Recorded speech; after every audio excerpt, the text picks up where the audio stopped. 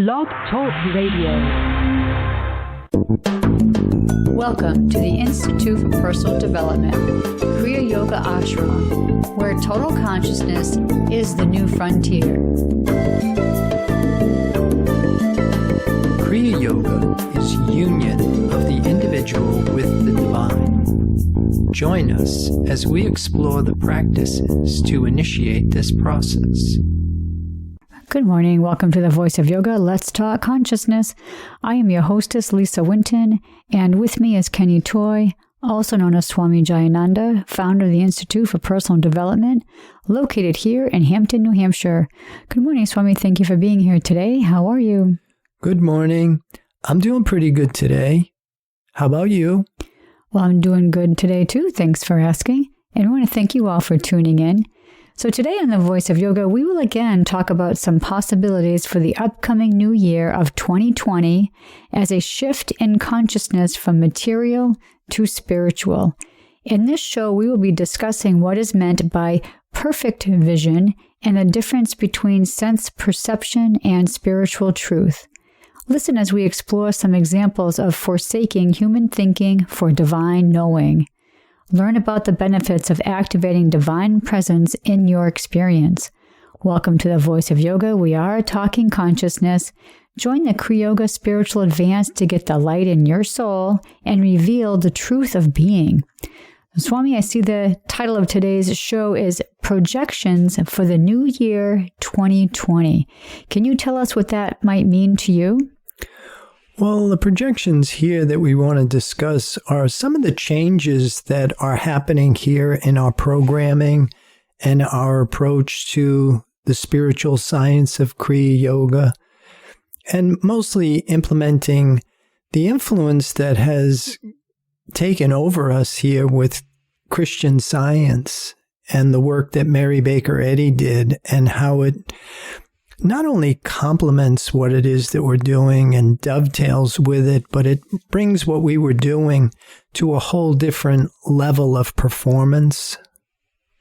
And so we're talking about the possibilities for this upcoming new year as that shift in consciousness from material to spiritual. So what does that really look like and entail? Well, it really involves giving up your old sense of who you think you are. It's very extensive. You really make a shift from identifying with what is visible and tangible, moving through what is invisible and tangible, and then abiding in this divine presence, the invisible, intangible truth of being. So when you're talking about going from material to spiritual, are we talking about not having ourselves wrapped up into our material world? And then instead of looking for things materially to satisfy us, we should be looking to the divine aspect of ourselves instead? Well, what we really want to do is, what the Bible suggests is to ask in my name. And that's a really important clue that you can get from Scripture, because the interpretation of my name is my likeness, that we really have to assume spiritual identity. In the framework of this process of leaving what is, say, familiar, comfortable, and known to most of us, we are trying to identify with something that doesn't even report in our five-sense mind. And most of us, that's all we know is the testimony of our senses. Once you start to assimilate this concept, once you start to employ it as a strategy, and you start to see that actually what is invisible and intangible is more reliable and more dependable than these changing conditions of our personal mentality. Now, I know we were talking earlier today about, there's a song in that movie Cats, it was written by T.S. Eliot, about the three names. I believe it's one of the first songs in the play. And you had some really good insights about that particular song. I was wondering if you could share that with us. Yeah, that's an interesting movie that we saw because the critics really crippled it. I really don't think that the people that are passing judgment upon it really grasp the idea that T.S. Eliot was trying to bring across. And the whole thing of 3 names, to relate to a cat and then making the cat a metaphor or a way of learning about yourself, is that we have these 3 different modes of thinking. We have these 3 different levels of consciousness that we really have to work with. There's a physical, which is visible and tangible. There's a mental, which is invisible but tangible. And then there is spiritual, which is invisible and intangible. And so in order to relate to the cat, you really have to understand that the cat abides in these different levels. And for you to communicate with the cat, you really have to assume these identities. So when the cat is, say, for example, in its personal sense and it is living out from body awareness, that's how you can get his attention, is by petting the cat or feeding the cat or doing something that is visible and tangible. But if the cat moves into a more contemplative state, then you really have to relate to the cat on its level of consciousness, which means that you really can't try and pet the cat or feed the cat or talk to the cat or call the cat when it is in a more contemplative state. And if you want to relate to it, it is really helpful if you can identify with what the cat's doing. And so here we're learning basically how to assume spiritual identity, how to be in a contemplative, meditative state that is void of thought, and how to make your mind an avenue of awareness for this divine presence. Because that's something that most people that are around cats, they really get this sense that they are spiritual, that they are God's gift to the world. And so that's something we start to learn as we start to forsake our human thinking, getting out of a sense level of living and starting to identify with ourselves spiritually. We really start to see that we're in the image and likeness of the divine. And then once you can start to catch a glimmer of that, and then you can start to forsake your human for this divine knowing, then you start to see that it becomes a practical guide for highly effective living. So what you're saying is, in order for us to access these different states of consciousness, we have to almost become that? Right. And in the framework of doing that, you start to see that you can't be material and spiritual. That's not a possibility. That's not an option. So you're either one or the other. And then, of course, there's the whole realm of mental or mind that can actually create this enormous interference pattern that gives the appearance that I'm spiritual, but I'm still suffering with a belief in matter. And I still have a belief in two powers and a belief in duality. But for me to come out of that hypnotic trance, I really need something that I can grasp onto. And to grasp onto what is invisible and intangible becomes quite challenging for most of us. And that was where I've always worked with the Kriya Yoga that we teach, is because you move from instinct, appetite, preservation, and survival, your basic needs, into a more human intelligent perception. And the way that we do that is understanding the association between what we'll call life-sustaining force number 1, which is thought, and life-sustaining force number 2, breath. Working with breath and thought, you're working with what is invisible but tangible. And so you can hold your breath, put yourself in a real life-threatening situation. Then to take the next layer of that, or the next step in that, is to be able to empty your mind and make your mind an avenue of awareness for the presence of divine mind, which means that you take no thought. You fill your mind with divine idea, which is very different because it doesn't report in the senses. Even though the divine word is the only power in this universe, we have no way of communicating with it on the human, finite, rational level. Well, what I'd like to do now is let's talk about what we mean by perfect vision. I know we touched upon this a few weeks ago when we were talking about the year 2020, perfect vision. So let's talk about that, and then the difference between sense perception and spiritual truth. Yeah, perfect vision is really God's perfect plan, that the divine creator and divine creation is perfect. And what we mean by that term is whole, it's complete, it's fulfilled. What we basically have to understand is that our sense level of perception, what we call vision, isn't perfect. Again, I really like the term Mary Baker Eddy uses in Science and Health with Key to the Scriptures when she talks about human conjecture. That what's reporting in our senses testifies falsely. It's not the truth, the whole truth, and nothing but the truth, but it is a human thought about what's there.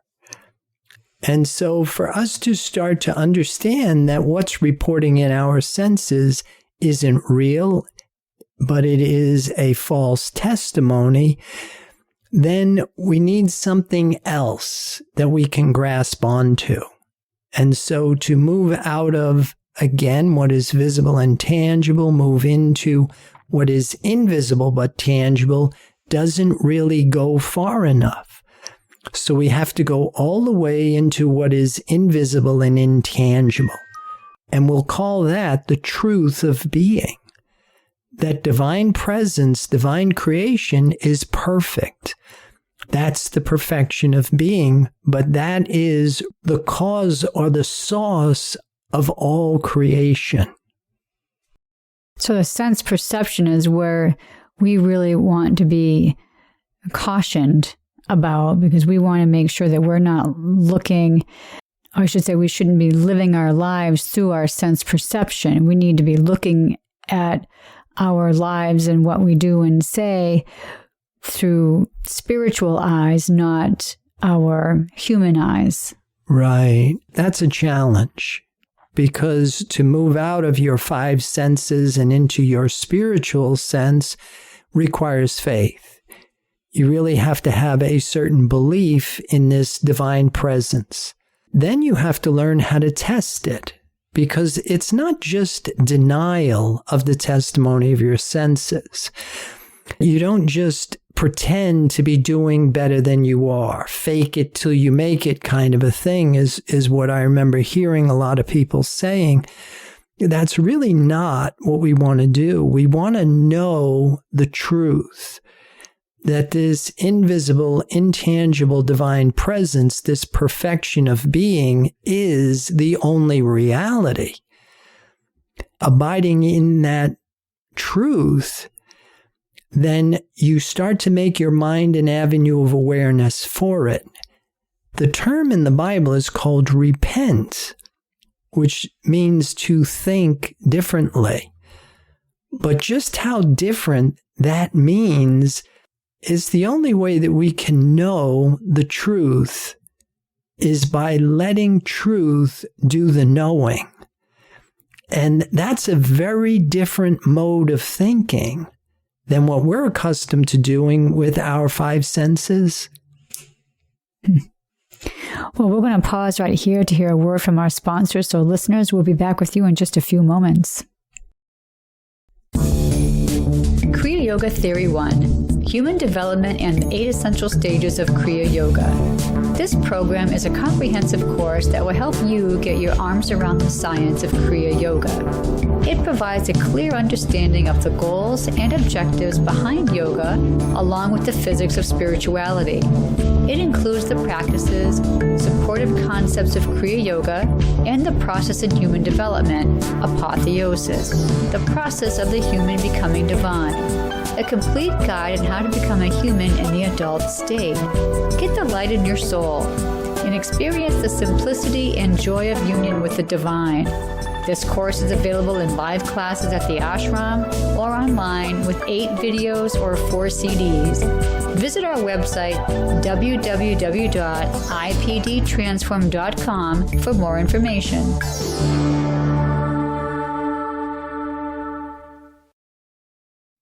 Welcome back. For those of you just joining us, you're listening to The Voice of Yoga, and we are talking consciousness. So, Swami, I was wondering if we could talk more about spiritual truths and what does it really mean? What are the spiritual truths? Well, I think the major spiritual truth is, I am the Lord thy God, that there is but one God, there is one divine life, and it is everywhere and in everything. That's the allness of this one divine presence. You can't really get your 5 sense mind around that. And so we're accustomed to dealing with this dualistic image about that truth, about that one divine presence.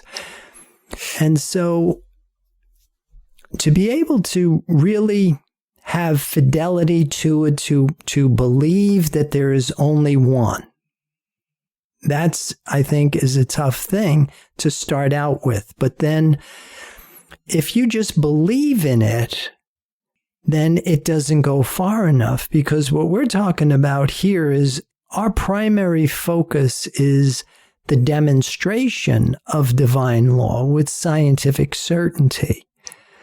That it's not just something you believe in. I believe in one God isn't going to be able to demonstrate divine presence, but to know this truth. Like I had said, the only way you can know the truth is by letting truth do the knowing, which means you've got to come out of the many into the understanding and the demonstration of the one. Because there can't be a me and you. There can't be a me and God. If God is all, then who am I? Who are you? And so for us to really start to understand this as a demonstrable principle, you have to come out of the many into the one. You have to get out of material sense level perception into spiritual understanding. And that's a very different mode of operation. And so doesn't it come down to also that we have to look at our neighbors as ourselves? Or that's part of the saying, love your neighbor as yourself, because it's really, you're looking at you because God is in everything and everyone.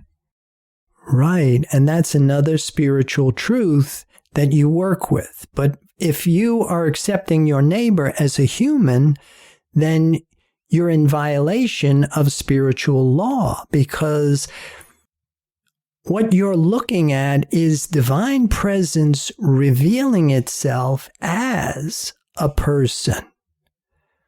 And so as you start to pierce through the appearances, the concepts, and all of the beliefs that we have, you start to abide in this truth. It can't be a person, it can't be a dog, it can't be a tree if God is all. And then there can't be a me and a you if God is all. Mm-hmm. And I think Paul tells us this in the Bible, where he says that our sufficiency to think is not of ourselves, but our sufficiency to think is of God. And so the more that we can start to identify with and assimilate this one divine presence, the omnipresence, the omnipotent, omniscient, the all-knowing, all-powerful divine presence. And the main thing that happens with this is that you lose your belief in two powers. There's not good and evil, that there is only this one divine presence, and anything else that appears to be in conflict or contradiction to those divine qualities is not real. It's not supported by this divine presence. And what makes it appear to be real is our belief in it. I know we've talked before about that word forsake or forsaking. And the next thing I'd like to talk about is let's explore those examples of when we forsake human thinking for divine knowing. So what does the word forsake mean to you first? Well, I think the best way that I try and demonstrate this is by not reacting to the testimony of the senses. That even though it appears to be something, say, for example, like somebody appears to be sick, somebody appears to be homeless, somebody appears to be handicapped, then for you to react to that and accept it, then you're in the trap. But for you to actually pierce through that and understand that that isn't a person, that is divine truth revealing itself as a person, and then the more faith that you have in that, the more understanding you have in that, then you start to make a shift in how you're thinking. I really like what Mary Baker Eddy says, because we talked a little bit earlier about repent, meaning to think differently. And we talked about just how different that means. And the only way that we can know the truth is by letting truth do the knowing. Mary Baker Eddy calls this to think with God as God. Now, this instruction is very different from the changing conditions of the personal mentality of the human ability to form thoughts and opinions. For us to think with God as God, we must lift ourselves out of personal sense and look out from spiritual understanding, out of the rational into the absolute. So when you're talking about the absolute, are we talking about us being governed by thy will and not my will? I know we've been doing a lot of talk about that lately too, but would that also be considered one of the spiritual truths? Yeah, I think so. And again, what we're doing is we're finding that place where individual thought is the same as divine idea. It's not my will, but thy will.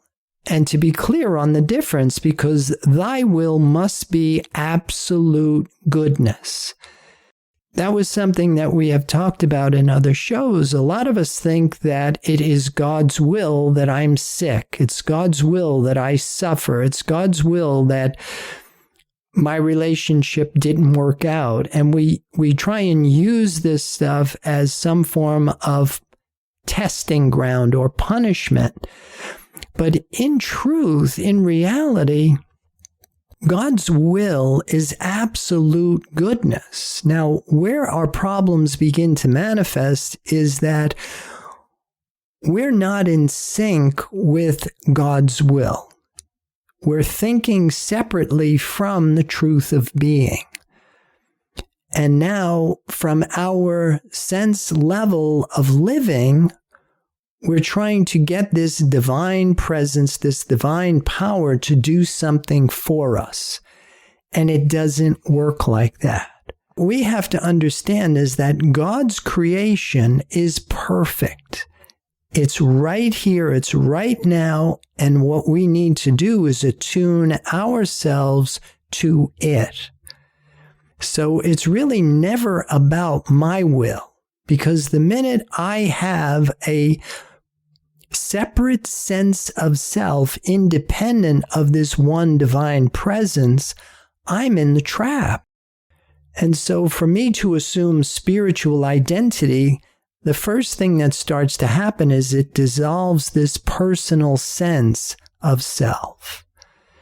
And then it reveals the error of personal identity.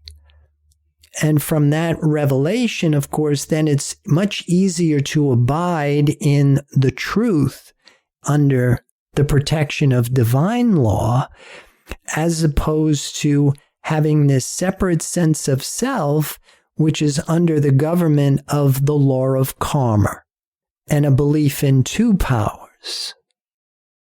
Now, when you were talking earlier about thy will must be absolute good or goodness, so is it safe to say that if we make a decision to do something, it would have to be a decision that would be good for everybody involved? Like, it can't just be good for me and bad for you. It would have to be a decision that's good for everybody that would be involved in my circle, let's just say. And if it's not, then that wouldn't be thy will. Right. And a lot of it becomes a practice that you start to work with, that you start to see. If I attune myself to divine presence, then my outward external experience should be harmonious. It should be peaceful. It should be well. And if it's not, then I need to think differently. I have to go back to the drawing board, because that's one of the biggest mistakes I think we make, is that we think we're spiritual. We think it's God's will. And basically, most of us are just happy if we can get more of the pleasures and profits of the human experience, rather than transcend this false sense of existence and assume spiritual identity and live out from the truth of being. I know I've heard you say before, it's not words, but works. Can you maybe shed some light on that phrase that you've said before? Yeah, because you really have to be able to demonstrate this. That how to be in that place where divine mind expresses its will through you. And finding that place where individual thought is the same as divine idea. And so from that level of understanding, you're now exercising dominion. And basically, human dominion is just attunement to God's perfect law. So what would you say would be benefits to us when we start activating this divine presence in our experience? You will be ever successful, always satisfied, and you will be living by grace, that this divine presence will make the crooked places straight. It will go before you. And as Jesus said, it is the Father within that does the work. And so you're no longer striving and struggling and trying and doing things humanly. What you're basically doing is letting this divine mind, this indestructible principle, express itself through you. And to use your words, you always say, put God first. There's three words. Right. Well, I think this is a good place to stop our show for today. So listeners, be sure to visit the website, www.ipdtransform.com. And again, 3 quarters way down on the homepage, you'll see a section entitled Swami Says Recent Posts, and you'll see those shows listed there. You can click on to further your spiritual development. And don't forget, clicking on the online classes tab will get you to Swami's free webinars he does on Wednesdays at noon. So with that, Swami, any final thoughts about today's program? I would like to invite everybody to join us here as we start to focus on demonstrating the divine law with scientific certainty. And with that, namaste. And thank you again for listening to our program, The Voice of Yoga. This is Lisa Winton, along with Swami Jayananda, signing off. Have a wonderful Kriya Yoga kind of day. Namaste.